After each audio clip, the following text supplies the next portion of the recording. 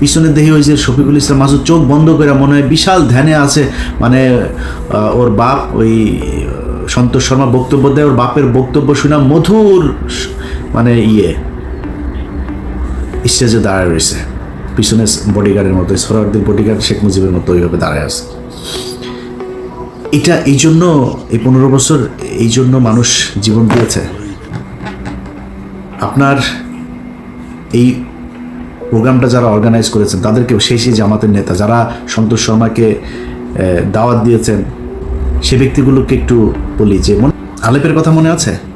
আমার এই চ্যানেলে একটু পিছনে যায় ভিডিওগুলো দেখেন। এই পুলিশ অফিসার এক ব্যক্তিকে ধরে তার স্ত্রীকে তার স্বামীর ক্রসফায়ারের ভয় দেখিয়ে রোজা ভাঙিয়ে রোজার মাসে তারপরে ধর্ষণ করেছে। দেখেছেন আমার এই চ্যানেলের ভিডিওটা? এরকম 16 জন আমাদের বাংলা এডিশন অফিসে গিয়েছিল।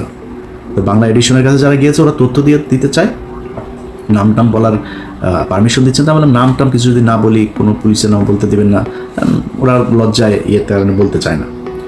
তো এখন ওই ব্যক্তি শুধু আমাদের কাছে বক্তব্য দিয়েছিল কারণ ওর স্ত্রী মারা গিয়েছে। এগুলো নিয়ে দ্বন্দ্ব, সাংসারিক দ্বন্দ্ব, তারপরে আবার উনি গর্ভবতী ছিল, এইসব সমস্যা মিলে হঠাৎ করে মারা গিয়েছে।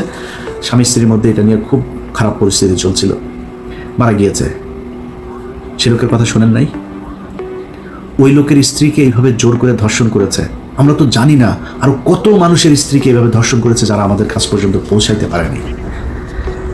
আপনি মাফ করে দেওয়ার কে? তাদের কাছে জিজ্ঞেস করেছেন? ভারত গেল 15 বছরে যা করেছে সেটার শাস্তি হতে হবে, শুধু শাস্তি না, সারা জীবনের জন্য তাদেরকে নিষিদ্ধ করতে হবে। আপনি 2 দিনের মাথায় মাফ করে দেন।